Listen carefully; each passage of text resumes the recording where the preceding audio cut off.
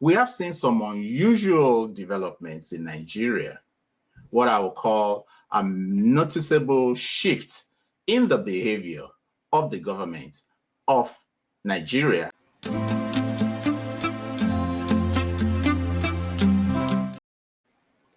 Hello, everyone, and thank you for joining me on another episode of the show, Podcast Unfiltered. I'm so glad that you're here.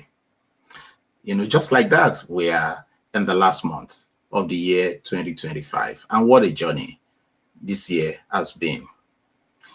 This month, as well as this week in particular, marks a milestone for us on the show, as this show launched just 6 months ago this week. I want to say a special thank you to many of you who have subscribed, as well as those who have liked as well and shared comments to past episodes that we have uploaded.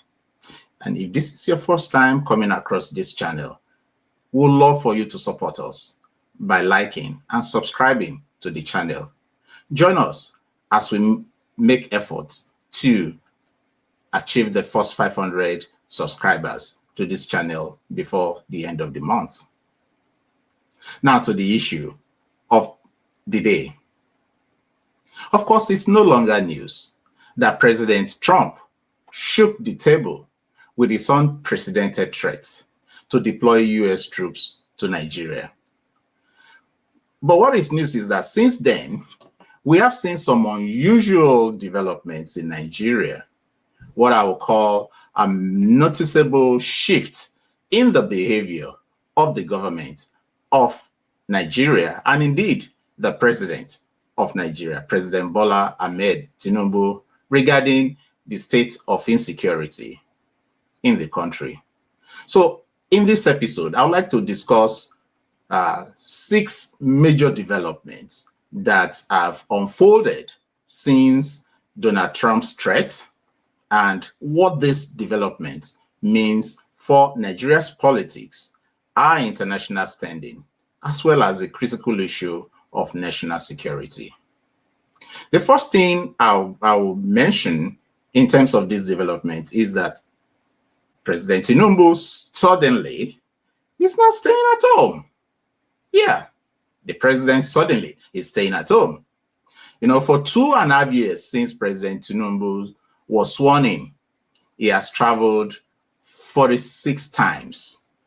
So in a way, we can say his foreign travels have dominated the headlines more than any other thing that the government has achieved. Some of these trips abroad have lasted days or even weeks, and some often without clear official communication. But since Trump's declaration and the spike that the country is experiencing insecurity, President Tinubu, I would say, has been firmly on ground in Abuja. To his credit, he cancelled 2 major international engagements: his appearance at the G20 summit in South Africa, as well as the African Union meeting that took place in Luanda, Angola recently. To be honest, this is a welcome shift. A nation battling kidnappings, terror attacks, and public anxiety needs a president who is present, a president that is hands-on, in charge. For the first time in a long time, Nigerians, I would argue, are seeing their government as well as their president being present on issues that are of concern to them. The second thing is that the president has declared a national security emergency. He declared and activated a series of measures, including mandating that all police personnel on VIP escort duties should be withdrawn and deployed to support the efforts to combat insurgency. Not only that, the president also gave approval that some 30,000 more police personnel should be recruited, as well as 10,000 military recruits should be recruited to join the Army, the Navy, as well as the Air Force. He also mandated the Department of State Security to immediately deploy those who were undergoing training as forest guards. So we'll say the president is not just staying at home, he has moved decisively. Some of the other measures the president ordered in the wake of this is that he declared just some few days ago is that there was also the launch of a national security strategy that the National Security Advisor's Office has put in place.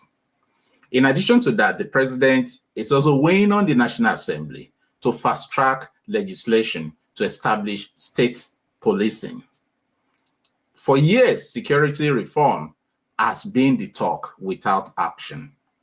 So it can be argued that this is the first time we're seeing something close to national security mobilization. The third thing is that a new door seems to have opened in terms of Nigeria's engagement with the United States on the security front. In direct response to Trump's threats, President Tinubu sent a high-level delegation to Washington, led by the National Security Advisor, Malam Nuhu Ribadu. So they met with senior government officials in the U.S., members of Congress, and some other meetings that essentially held behind closed doors in the U.S. Now, we don't have the details of what was discussed, but it would appear that things are moving in positive direction in terms of security collaboration between the US and Nigeria, and some support is expected from the US to help Nigeria in confronting the challenges of insecurity. Now, maybe this has also resulted in a number of meaningful, quiet diplomacy going on behind the scenes, as well as damage control in terms of relationship that, in a way, are sad between Nigeria and the United States over time. But whether that or not, one thing that we can say is that the United States is now deeply involved in Nigeria's security conversation. Given the current challenge that Nigeria faces, this is more of a welcome development than any other issues that people, as critics, may raise about that. The fourth thing is that we now have a new leadership at the Ministry of Defense. Just this week, President Tinubu reaction to the resignation of the S1EP Minister of Defense, Alhaji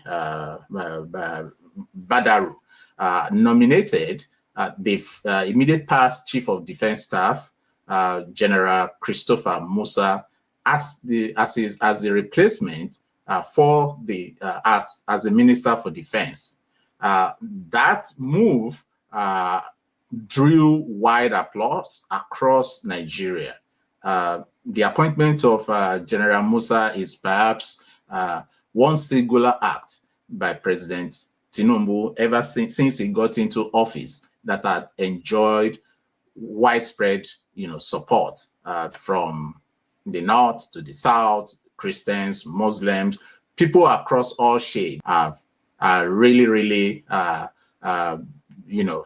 commended the president for that bold move. And considering the fact that General Musa was just until about 2-3 weeks ago the Chief of Defense Staff, and many questioned why the president removed him, but perhaps this was a masterstroke on the part of the president to first, move him away from the army and then put him in charge of the Ministry of Defense. But all of that aside, the key thing is that General Musa has resumed for duty, fanfare, and even the whole staff of the Ministry of Defense literally came out singing "Now Baba Bidi, so we don't have another one." So that shows a level of confidence, widespread acceptance and the fact that they see him as one of their own.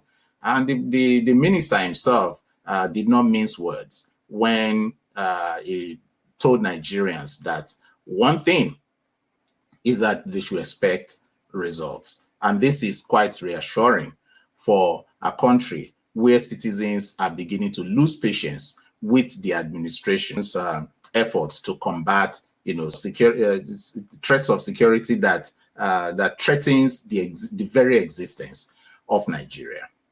The fifth point is that, or the fifth major development, is the release of the of ambassadorial nominees by President Tinubu. So I'll call that the ambassadorial list is out. Finally, this is after years, 2.5 years into President Tinubu's administration. Nigeria has not designated ambassadors to very important foreign missions, whether in Europe, in North America, in Africa. Many of the embassies have been without ambassadors, and these are significantly or negatively, I should say, impacted on the standing of Nigeria internationally. Just yesterday we saw President Trump, signing a peace accord between the president of Rwanda and Congo DR. And some are asking where are important voices from Africa, like Nigeria, and South Africa in that peace deal, But luckily or thankfully, President Tinubu finally this week sent a list of 35 ambassadorial nominees made up of career diplomats as well as non-career diplomats to the Senate for screening. And the Senate, as of now, has commenced the screening of these ambassadorial nominees. So we're expecting that their confirmations will be expedited, and then they'll be deployed to the different capitals where they'll be assigned to. Of course, as expected, Nigerians are split over the inclusion of some names on that list. But I mean, for me, the list has arrived. And with the growing global pressure on Nigeria, we cannot afford, to continue to have diplomatic gaps and even the diplomatic gaps.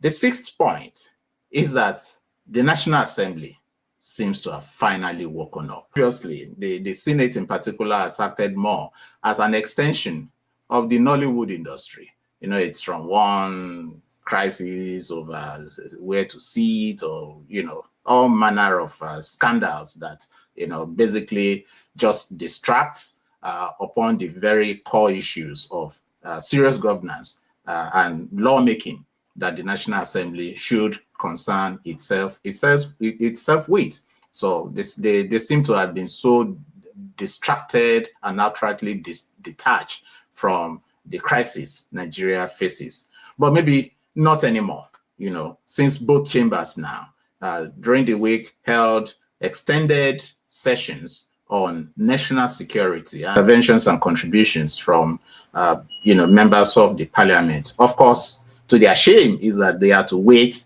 for the U.S. Subcommittee on Africa Affairs to show the way and show the lead before they woke up to what is their primary responsibility. I know the Senate also reconstituted some critical committees, like the Committee on Defense and Intelligence, I think, have been reconstituted in response to the challenges the country is facing. And then the House of Representatives this week is started considering a bill, the death penalty for those convicted of terrorism.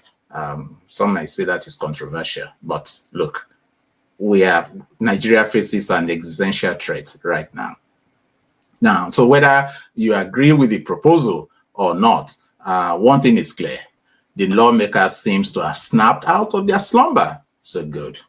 So in terms of my closing thoughts, so the question is, what do all of these shifts, tell us? Number one is that pressure works. And crisis force clarity.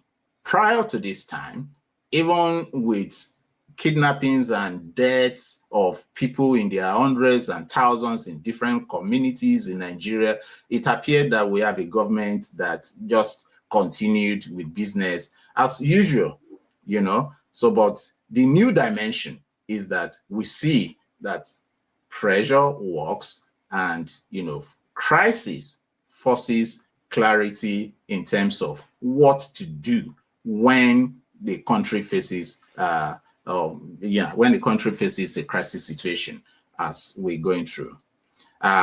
Pressure also from external interest or foreign powers, you know, does some good, because we see that sometimes based on what the statement by President Trump, when powers, you know, like the United States and so on, when they speak regarding issues, whether it's insecurity or election, we see what is happening in some other African countries and no one is paying attention. Look at the election that took place on October 29 in Tanzania. It's a travesty of an election. And, you know, thousands of people were reportedly killed as a result of that. But look, who is talking? But coming back to the main point, which is Nigeria at the moment, is that, you know, when powers anywhere weighing on issues, it can push a government to act faster than that government would normally do. And I think that has been the experience for us for Nigeria, where elected officials, government officials tend to take the citizens for granted, you know. And this is why Nigerians have this saying that, Nigeria never happened to you. And they say that because government never prioritizes the interests and the concerns of the people until someone, you know, gives them a knock on the head or weighs the big stick, you know, upon them. And that should not be the case, because the fundamental duty of any government is the protection, the good of the people of that land. So the other point or question that I would like to ask is, where will all these lead us? Are these going to be real changes? For example, the measures the president has announced by way of national security emergency, are these going to be long and lasting, or these are just temporary reactions to a global embarrassment? So that's the question for us. And I would like to hear, you know, from you, the audience. Do you think this is just the government reacting to a global embarrassment that the country is facing, or these are genuine steps that the government is now ready to confront headlong this problem of banditry, of kidnapping that has, you know, basically ravaged more than half of Nigeria and is threatening to engulf the entire nation? Do you think this momentum can be sustained? What do you think that citizens, you know, what role do you think citizens can play in shaping what comes next? Because we cannot assume that once government has, because government has taken all these steps, that it is now uhuru. So what role should civil society play in terms of what comes next? In weeks will tell us, you know, whether this sixth major development marks a turning point, or it is just, or they are just another moment, you know, of national panic, reflecting just knee-jerk reaction from the government. So these are my thoughts, and I would like to hear from you. Just as I said, please drop your comments in the comment box below. Let's have this conversation and, you know, and contribute ideas to move Nigeria forward. Again, thank you for joining me on the show. Please support us by, you know, click subscribe and like down below, and help us to get to the first 500 subscribers on the channel. Until I come your way again next time, peace out.